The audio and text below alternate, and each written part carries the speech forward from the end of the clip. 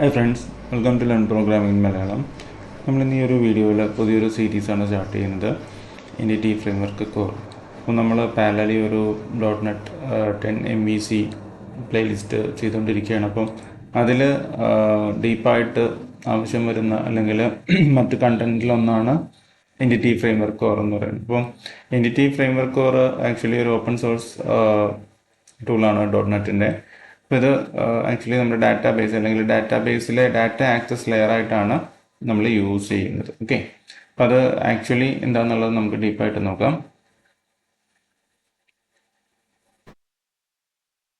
Entity framework core എന്ന് പറയുന്നത് actually ഒരു ഓപ്പൺ സോഴ്സ് എൻറ്റിറ്റി ഫ്രെയിംവർക്കിൻ്റെ ഒരു ഓപ്പൺ സോഴ്സ് വേർഷനാണ്. ഓക്കെ, അപ്പോൾ ഇതിനെ നമ്മൾ ORM അല്ലെങ്കിൽ ഒബ്ജക്റ്റ് റിലേഷണൽ മാപ്പർ എന്നാണ് പറയുന്നത്. ഓക്കെ, ഇതിൻ്റെ ഒരു ബേസിക് പർപ്പസ് എന്താണെന്ന് വെച്ച് കഴിഞ്ഞാൽ നമ്മുടെ ഡാറ്റാബേസിലെ ഡാറ്റാബേസ് ഓപ്പറേഷൻസ് അല്ലെങ്കിൽ CRUD ഓപ്പറേഷൻസ് ഈസി ആയിട്ട് നമ്മൾ ട്രഡീഷണലി SQL യൂസ് ചെയ്തതിനേക്കാളും വളരെ ഈസി ആയിട്ട് ചെയ്യാനായിട്ട് ഹെൽപ്പ് ചെയ്യുന്ന ഒരു ടൂൾ എന്ന് വേണമെങ്കിൽ ഒരു ബിഗിനർ പോയിന്റ് ഓഫ് വ്യൂ നമുക്ക് മനസ്സിലാക്കാം. ഓക്കെ, അപ്പോൾ അതിൽ നമ്മൾ ചെയ്യുന്നത് ഈ .NET ഫ്രെയിംവർക്ക് ഇൻസ്റ്റാൾ ചെയ്യുമ്പോൾ നമ്മുടെ ഒബ്ജക്റ്റ് എന്ന് പറയുന്നത് നമ്മുടെ C# ക്ലാസ് ആണ്. ഓക്കെ, ഇപ്പോൾ ഒരു എക്സാമ്പിൾ പറയുകയാണെങ്കിൽ നിങ്ങൾക്ക് ഒരു പ്രൊഡക്റ്റ് എന്ന് പറയുന്ന ഒരു മോഡൽ ഉണ്ടെങ്കിൽ അതിന് പ്രൊഡക്റ്റ് നെയിം അല്ലെങ്കിൽ പ്രൊഡക്റ്റ് പ്രൈസ് ഡിസ്ക്രിപ്ഷൻ എന്ന് പറയുന്ന ഫീൽഡൊക്കെ ഉണ്ടാകും. ഓക്കെ, ഈ എൻറ്റിറ്റി ഫ്രെയിംവർക്കിൽ നമ്മൾ ഈ ഒരു ഒബ്ജക്റ്റ് ക്ലാസ്സസ് ഡിഫൈൻ ചെയ്യുന്നു.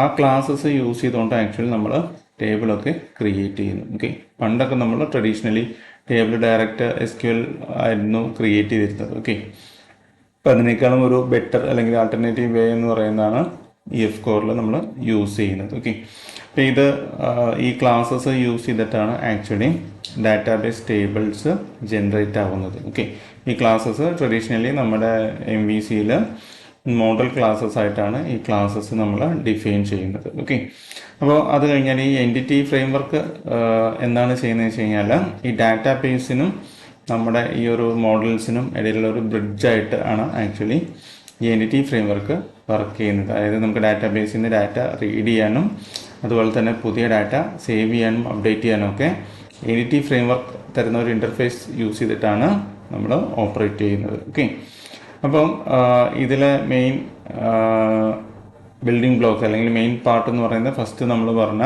മോഡലാണ്. ഓക്കെ, അപ്പോൾ അത് ബേസിക്കലി പ്ലെയിൻ ആയിട്ടുള്ള ഒരു C# ക്ലാസ് ആയിരിക്കും. പിന്നെയുള്ളത് DB കോണ്ടെക്സ്റ്റ് ആണ്. ഓക്കെ, DB കോണ്ടെക്സ്റ്റ് എന്ന് പറയുന്നത് ആക്ച്വലി നമ്മുടെ ഡാറ്റാബേസിൻ്റെ കണക്ഷൻ ഹാൻഡിൽ ചെയ്യുന്ന ഒരു ക്ലാസ്സാണ്. അപ്പോൾ ഈ ക്ലാസ് യൂസ് ചെയ്തിട്ടില്ലെങ്കിൽ ഈ ഒരു DB കോണ്ടെക്സ്റ്റ് യൂസ് ചെയ്തിട്ടായിരിക്കും നമ്മൾ മെയിൻലി ഡാറ്റാബേസിലേക്ക് കണക്ട് ചെയ്ത് ഓപ്പറേഷൻസ് ക്യാരി ഔട്ട് ചെയ്യുന്നത്. ഓക്കെ, അപ്പോൾ അതുപോലെ തന്നെ നെക്സ്റ്റ് ഐറ്റം എന്ന് പറയുന്നത് DB സെറ്റാണ്. DB സെറ്റ് നിങ്ങൾക്ക് സിമ്പിളായിട്ട് മനസ്സിലാക്കാനായിട്ട് നിങ്ങളുടെ ഡാറ്റാബേസിലെ ടേബിൾസിനെയാണ് ആക്ച്വലി ഒരു DB സെറ്റ് റെപ്രസെൻ്റ് ചെയ്യുന്നത്. ഓക്കെ, നിങ്ങൾക്ക് സ്റ്റുഡൻസ് എന്ന് പറയുന്ന ഒരു ടേബിൾ ഉണ്ടെങ്കിൽ അപ്പോൾ അതിന് ഒരു student data set DB set ഉണ്ടായിരിക്കും. അപ്പോൾ ആ ഒരു DB സെറ്റ് യൂസ് ചെയ്തിട്ടാണ് നമ്മൾ സ്റ്റുഡൻസിൻ്റെ റെക്കോർഡ്സ് റീഡ് ചെയ്യുന്നതും റൈറ്റ് ചെയ്യുന്നതും അല്ലെങ്കിൽ സ്റ്റുഡൻസിനെ ഡിലീറ്റ് ചെയ്യുന്നതും. ഓക്കെ, പക്ഷേ DB കോണ്ടെക്സ്റ്റ് എന്ന് പറയുന്നത് നമ്മുടെ മെയിൻ കണക്ഷൻ അല്ലെങ്കിൽ അത് ഒരു ഡാറ്റാബേസിൽ കണക്ഷൻ മാനേജ് ചെയ്യുന്ന ആ ഒരു പ്രൈമറി ക്ലാസ് ആണ്. DB സെറ്റ് എന്ന് പറയുന്നത് ഇൻഡിവിജ്വൽ ടേബിൾസ് റെപ്രസെൻ്റ് ചെയ്യുന്ന അല്ലെങ്കിൽ ഒരു കളക്ഷൻ ഓഫ് എൻറ്റിറ്റീസ് ആണ്. ഓക്കെ, അപ്പോൾ അടുത്ത സ്റ്റെപ്പ് എന്ന് പറയുന്നത് മൈഗ്രേഷൻസ് ആണ്. അപ്പോൾ ഈ പറയുന്ന അല്ലെങ്കിൽ ഈ ഒരു സ്ക്രീനിൽ കാണുന്ന കാര്യങ്ങളൊക്കെ നമ്മൾ ഡയഗ്രാംസ് വെച്ചിട്ട് എൻഡ് ഡീപ്പായിട്ട് എക്സ്പ്ലെയിൻ ചെയ്യുന്നതായിരിക്കും.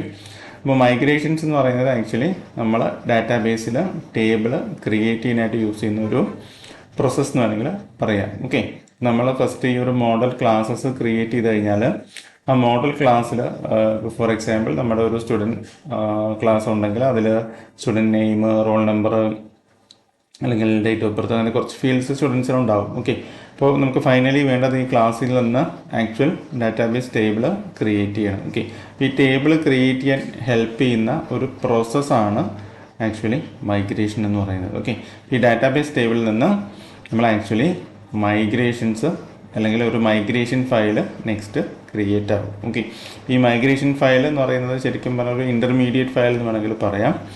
ഈ മൈഗ്രേഷൻ ഫയൽ യൂസ് ചെയ്തിട്ട് ആ മൈഗ്രേഷൻ ആക്ച്വലി സെക്കൻഡ് സ്റ്റെപ്പിൽ ആ മൈഗ്രേഷൻ എക്സിക്യൂട്ട് ചെയ്യുമ്പോഴാണ് ഡാറ്റാബേസിൽ ആക്ച്വലി ടേബിൾ ക്രിയേറ്റ് ആവുന്നത്. ഓക്കെ, അപ്പോൾ ഇതിൻ്റെ വേറൊരു അഡ്വാൻറ്റേജ് എന്ന് വെച്ച് കഴിഞ്ഞാൽ ഈ മൈഗ്രേഷൻസ് നമുക്ക് റോൾ ബാക്ക് ചെയ്യാൻ അല്ലെങ്കിൽ ബാക്ക്വേർഡ് പോകാനായിട്ട് സാധിക്കും. ഓക്കെ, ഫോർ എക്സാമ്പിൾ നിങ്ങളൊരു ടേബിൾ ക്രിയേറ്റ് ചെയ്തു അല്ലെങ്കിൽ അതിലൊരു പുതിയ കോളം ആഡ് ചെയ്തു. ഓക്കെ, അപ്പോൾ അതിനുശേഷം ആ കോളത്തിൻ്റെ പേര് നിങ്ങൾക്ക് ചേഞ്ച് ചെയ്ത് കഴിഞ്ഞാൽ അത് നിങ്ങൾക്കത് എന്തെങ്കിലും മിസ്റ്റേക്ക് പറ്റിക്കഴിഞ്ഞാൽ ബാക്ക്വേർഡ് പോയി ആ മൈഗ്രേഷൻ റോൾ ബാക്ക് ചെയ്യാനായിട്ട് സാധിക്കും. ഓക്കെ, അപ്പോൾ ഈ ഒരു കാര്യങ്ങളൊക്കെ നമ്മൾ actual code through models create ചെയ്തിട്ടായിരിക്കും അപ്കമിങ് വീഡിയോസിൽ എക്സ്പ്ലെയിൻ ചെയ്യുന്നത്. അപ്പോൾ ഇത് ഡാറ്റാബേസിലെ ഒരു കോർ കൺസെപ്റ്റാണ്. അപ്പോൾ നിങ്ങൾ ഈ .NET ഫ്രെയിംവർക്ക് പഠിക്കുന്ന സമയത്ത് ഏറ്റവും കോറായിട്ട് അല്ലെങ്കിൽ കുറച്ച് ഡിഫിക്കൽട്ടായിട്ടുള്ള ഒരു കൺസെപ്റ്റാണ് ഈ എൻറ്റിറ്റി ഫ്രെയിംവർക്ക് കോറിൻ്റെ പ്രോസസ്സും ബാക്കി കാര്യങ്ങളും മനസ്സിലാക്കുക എന്നുള്ളത്. പക്ഷേ വൺസ് ഈ ഡയഗ്രാം ത്രൂ ഇത് മനസ്സിലാക്കി കഴിഞ്ഞാൽ കോഡ് ചെയ്യുക എന്ന് പറയുന്നത് വളരെ ഈസി ആയിട്ടുള്ളൊരു പ്രോസസ്സാണ്. ഓക്കെ, അപ്പോൾ ഇതിൻ്റെ ഒരു വർക്ക് ഫ്ലോ എന്ന് പറയുന്നത് നമ്മൾ എൻറ്റിറ്റീസ് അല്ലെങ്കിൽ C# നമ്മൾ നേരത്തെ പറഞ്ഞു തന്നെയാണ് C#ലെ ക്ലാസ്സസ് ഡിഫൈൻ ചെയ്യുന്നു. ഓക്കെ, ഇത് നമ്മുടെ ടേബിൾസിനെ റെപ്രസെൻറ്റ് ചെയ്യുന്നതാണ്. ഓക്കെ, സ്റ്റുഡൻസ് എന്ന് പറയുന്ന ടേബിളിൻ്റെ മോഡൽ എന്ന് പറയുന്ന സ്റ്റുഡൻ്റ് ആണ്. ഓക്കെ, അപ്പോൾ മോഡൽ എപ്പോഴും ഒരു സിംഗുലർ ആയിരിക്കും. ഓക്കെ, കാരണം ഡാറ്റാബേസിൽ ടേബിൾ എന്ന് പറയുന്നത് കളക്ഷൻ ഓഫ് സ്റ്റുഡൻസ് ആണ്. അപ്പോൾ അതുകൊണ്ട് ഡാറ്റാബേസ് ടേബിളിൻ്റെ നെയിം സ്റ്റുഡൻസ് ആയിരിക്കും. അപ്പോൾ അതുപോലെ തന്നെ നമ്മൾ DB കോണ്ടെക്സ്റ്റ് കോൺഫിഗർ ചെയ്യുന്നു. ഓക്കെ, ഇപ്പോൾ അത് ബേസിക്കലി നമ്മുടെ ഏത് DBയിലേക്കാണ് കണക്ട് ചെയ്യുക എന്നുള്ള ഒരു കാര്യമാണ്.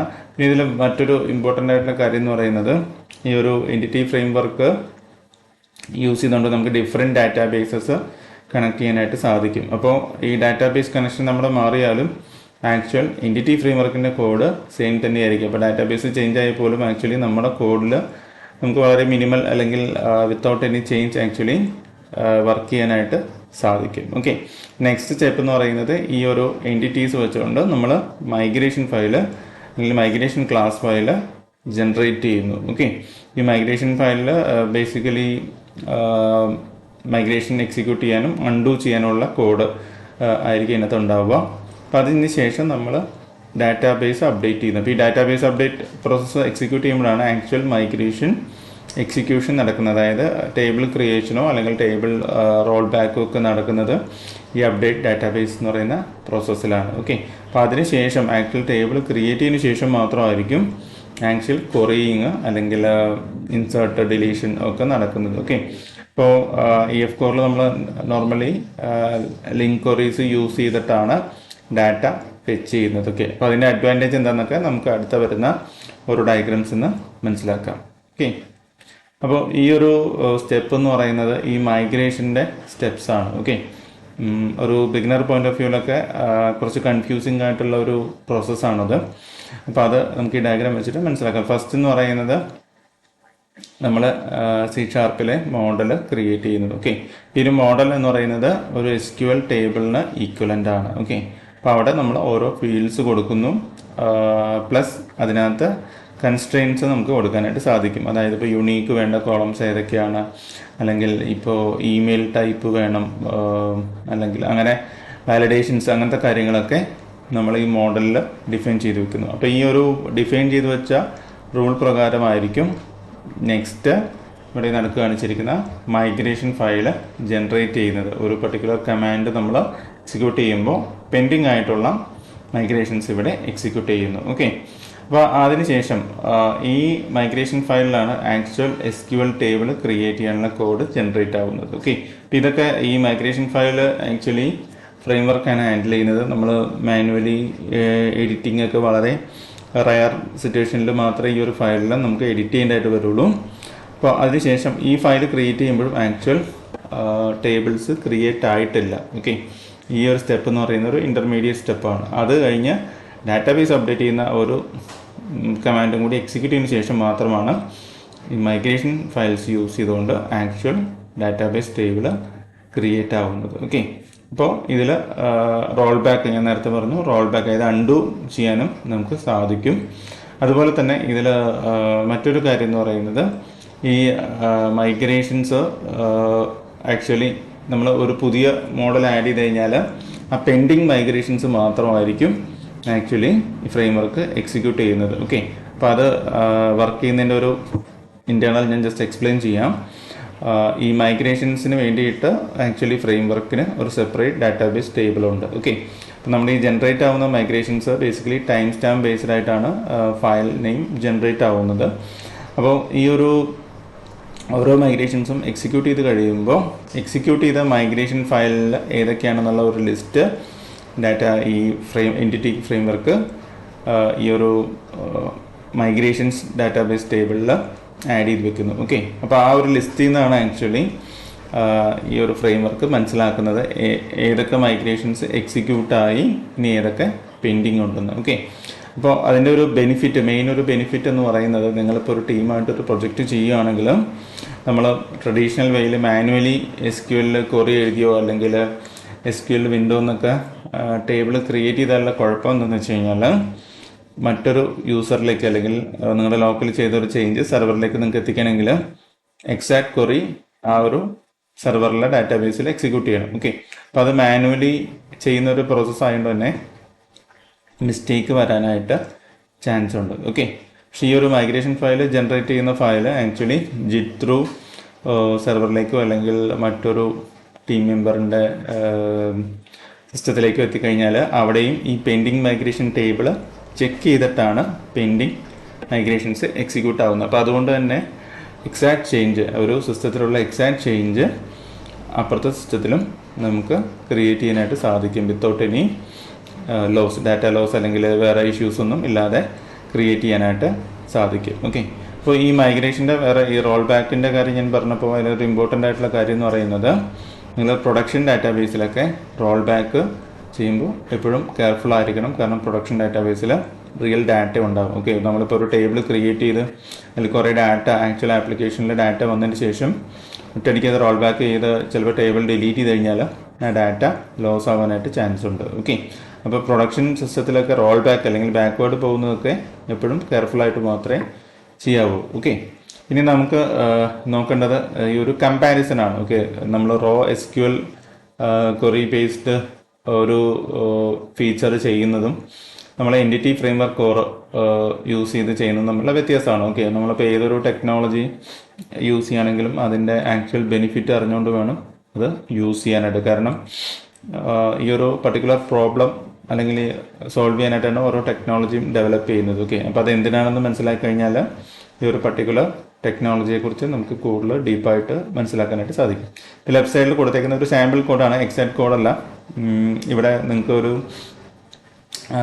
കാണാവുന്നത് ഒരു എന്താണ് students older than 20, okay, age greater than 20 ഉള്ള സ്റ്റുഡൻസിനെ ഫെച്ച് ചെയ്യുന്ന റോ SQL ക്വറി എഴുതിയിരിക്കുന്ന ഒരു കോഡാണ് കാണുന്നത്. ഓക്കെ, അപ്പോൾ ഇതിൻ്റെ ഒരു പ്രശ്നം എന്ന് വെച്ച് കഴിഞ്ഞാൽ ഈ ഒരു കോഡ് മേ ബി പർട്ടിക്കുലർ ഒരു ഡാറ്റാബേസിന് വേണ്ടി മേ ബി MS SQL അല്ലെങ്കിൽ പോസ്റ്റ്ഗ്രസിൻ്റെ ഒരു സെൻറ്റാക്സിലായിരിക്കും ചിലപ്പോൾ ഈ SQL ക്വറി എഴുതിയിട്ടുണ്ടാവുക. ഓക്കെ, അപ്പോൾ ഈ ഒരു കോഡിനെ നമ്മൾ വേറൊരു ഡാറ്റാബേസിലേക്ക് ഈ കോഡ് അല്ലെങ്കിൽ നമ്മുടെ ആപ്ലിക്കേഷൻ സ്വിച്ച് ചെയ്ത് കഴിഞ്ഞാൽ ഈ ക്വറീസൊക്കെ നമുക്ക് first of all manually change ചെയ്യേണ്ടി വരും. ഓക്കെ, നിങ്ങൾ പോസ്റ്റ്ഗ്രസ് യൂസ് ചെയ്തിട്ട് ഒറ്റയടിക്ക് SQL സെർവറിലേക്കൊക്കെ മാറിക്കഴിഞ്ഞാൽ കൺസെപ്റ്റ് വൈസ് എല്ലാം സെയിം ആണെങ്കിലും ക്വറീസിലൊക്കെ കാര്യമായ വ്യത്യാസമുണ്ട്. ഓക്കെ, ഇതൊരിക്കലും നമുക്ക് റീയൂസ് ചെയ്യാനായിട്ട് അങ്ങനത്തെ റയർ സിറ്റുവേഷനിൽ അത് വരുള്ളൂ, പക്ഷേ നമുക്ക് റീയൂസ് ചെയ്യാനായിട്ട് സാധിക്കില്ല. ഓക്കെ, സെക്കൻഡ് വൺ എന്ന് പറയുന്നത് SQL ക്വറീസ് ഗ്രാജുവലി ലെങ്തി ആയിരിക്കും. കോംപ്ലക്സ് ആയിട്ടുള്ള സിറ്റുവേഷൻസ് വരുമ്പോൾ ലെങ്തി ക്വറീസ് നമുക്ക് എഴുതേണ്ടതായിട്ട് വരും. ഓക്കെ, പിന്നെ മാനുവലി സ്ട്രിങ് ബേസ്ഡ് ആയിട്ടുള്ള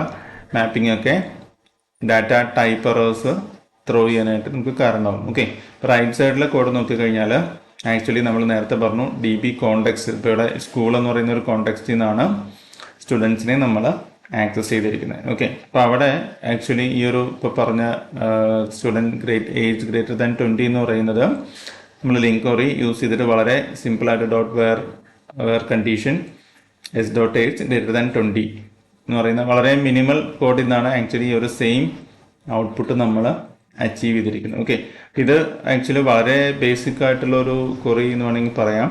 പക്ഷേ ആക്ച്വൽ കോംപ്ലിക്കേറ്റഡ് അല്ലെങ്കിൽ പ്രൊഡക്ഷൻ ബേസ്ഡ് സിസ്റ്റംസ് വരുമ്പോൾ ഈ ക്വറിയൊക്കെ കോംപ്ലിക്കേറ്റഡ് ആയിരിക്കും. ഓക്കെ, അപ്പോൾ SQLൻ്റെ സൈസ് ഭയങ്കരമായിട്ട് ഗ്രോ ചെയ്യും. അപ്പോഴും നമ്മുടെ ഈ ഒരു ORM അല്ലെങ്കിൽ ഈ ഒരു എൻറ്റിറ്റി ഫ്രെയിംവർക്ക് കോർ യൂസ് ചെയ്ത് കഴിഞ്ഞാൽ നമുക്ക് കോഡ് കമ്പാരിറ്റീവ്ലി വളരെ മിനിമൽ ആയിരിക്കും.